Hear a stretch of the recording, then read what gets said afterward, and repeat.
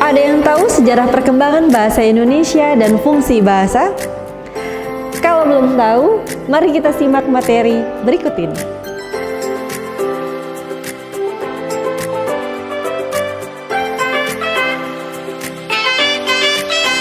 Assalamualaikum warahmatullahi wabarakatuh.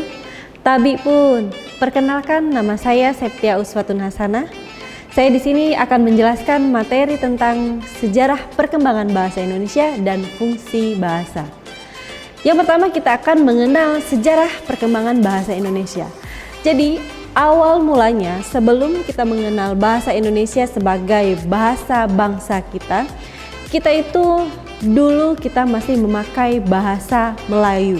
Maka dari itu bahasa Indonesia banyak sekali yang hampir sama dengan bahasa Melayu karena kita banyak mengadopsi bahasa Melayu. Kenapa bahasa Melayu itu dipilih sebagai bahasa yang banyak kita adopsi? Karena bahasa Melayu itu merupakan bahasa yang sangat mudah dimengerti dalam perdagangan pada zaman dahulu. Maka dari itu kita banyak sekali mengadopsi dari bahasa Melayu. Baiklah, saya lanjutkan perkembangan ejaan. Sebelum kita mengenal ejaan PUEBI saat ini, ada beberapa perkembangan yang telah dilewati. Yang pertama yaitu perkembangan ejaan Van Ophuijsen. Diresmikan pada tahun 1901 yang ditetapkan bahasa Melayu dengan huruf Latin yang disebut ejaan Van Ophuijsen. Nah, di sini ada beberapa perbedaan ejaan. Yang pertama yaitu pada huruf J. Pada huruf J pada zaman ejaan ini dipakai sebagai huruf Y pada saat ini. Jadi penulisannya dulu jang, sekarang dibaca yang. Kemudian yang kedua adalah pajah. Pada kata pajah ini dulu ditulis pajah, tapi cara membacanya adalah payah. Dan contoh selanjutnya adalah sajang. Sajang, penulisan sajang ini dulu dibaca sebagai sayang. Yang kedua yaitu huruf OE. Ini sering kita temui di mana saja. Dan huruf OE ini dahulu dibaca sebagai huruf U. Contohnya pada penulisan guru. Pada penulisan guru saat ini memakai huruf U dengan satu huruf. Tapi pada zaman dahulu huruf U itu menggunakan dua huruf yaitu O dan E. Kemudian di sini yang ketiga adalah tanda diakritik seperti tanda koma, ain, dan tanda trema. Dipakai untuk menuliskan kata-kata untuk menggantikan huruf K. Contohnya pada penulisan kata makmur. Di sini penulisannya adalah MA, tanda ain, kemudian MOER. Nah, di sini pembacaannya adalah makmur. Selanjutnya perkembangan ejaan beralih ke ejaan Suwandi yang diresmikan pada tahun 1947 pada tanggal 19 Maret. Ejaan Suwandi ini menggantikan posisi dari ejaan Van Ophuijsen. Nah, di sini ada beberapa perubahan dari ejaan sebelumnya. Yang pertama pada huruf OE. Pada huruf OE pada zaman Van Ophuijsen masih ditulis dengan dua huruf, tapi pada zaman ejaan Suwandi ini kita langsung menggunakan huruf U.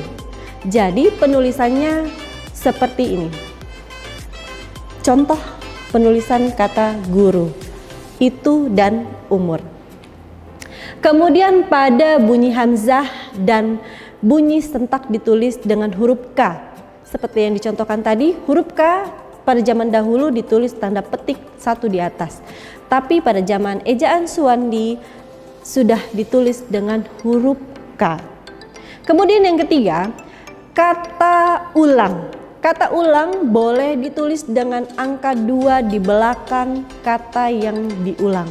Contohnya seperti ini, kata anak-anak. Kalau saat ini kita menulisnya anak strip anak untuk mengulang kata. Tapi pada ejaan Suwandi ini menggunakan angka 2 di belakang kata yang harus diulang. Kemudian yang keempat itu ada awalan di dan kata depan di. Kedua kata ini ditulis serangkai dan tidak terpisah.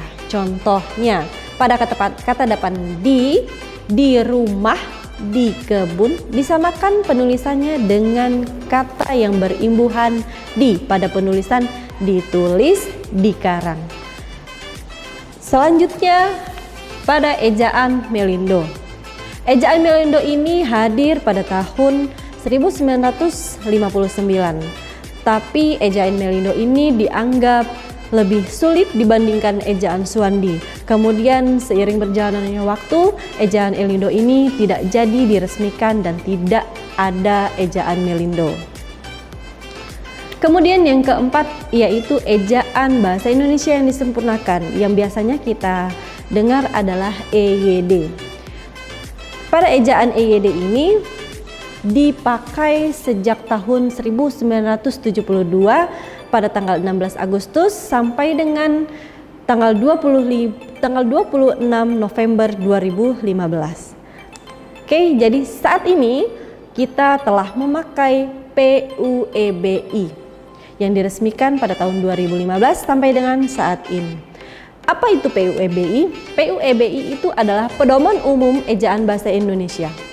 Nah, apa saja sih perubahan dari EYD dan PUEBI? Dia tidak banyak mengalami perubahan.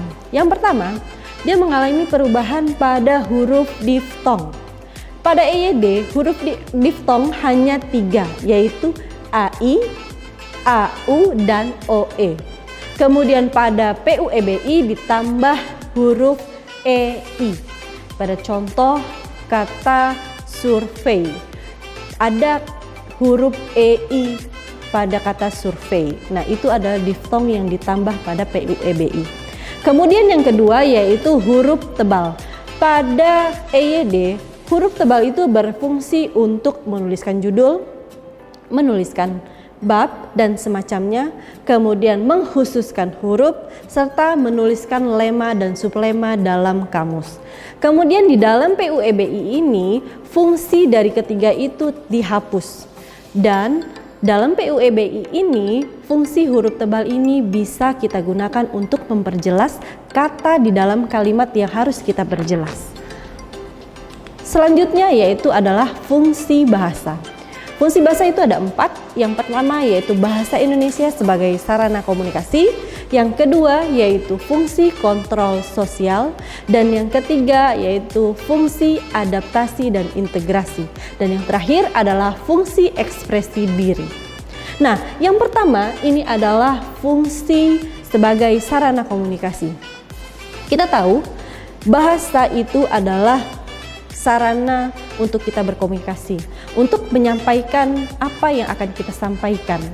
Jadi fungsi utama dalam bahasa itu adalah untuk kita berkomunikasi. Yang kedua yaitu adalah fungsi kontrol sosial.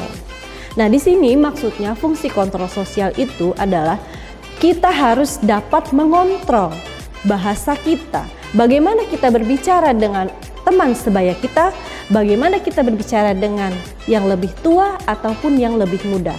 Itu untuk mengontrol sosial kita agar kita dapat diterima di dalam lingkup sosial. Kemudian yang ketiga yaitu fungsi adaptasi dan integrasi. Di sini contohnya seperti ini. Kita akan beradaptasi di dalam lingkup yang baru. Contohnya saja kalau anak kuliahan kita akan adakan KKN. Di situ kita akan ke desa, ke tempat yang baru, dan kita mungkin tidak mengetahui bahasa yang digunakan di sana seperti apa, apakah menggunakan bahasa Indonesia ataukah menggunakan bahasa suku. Nah, di sana kita harus beradaptasi dan kita harus mengerti bahasa yang digunakan mereka di situ seperti apa, dan kita harus belajar menggunakan bahasa yang digunakan di dalam lingkup kita yang baru agar kita dapat diterima dan beradaptasi dengan orang baru di lingkungan yang baru.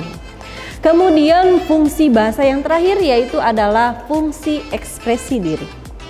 Nah, di sini fungsi ekspresi diri itu maksudnya untuk mengekspresikan diri kita. Kita ingin mengatakan apa? Ekspresi marah, kesal, tertawa, senang, itu bisa kita ungkapkan lewat bahasa. Baiklah, demikian penjelasan dari saya, perkembangan ejaan bahasa Indonesia dan fungsi bahasa.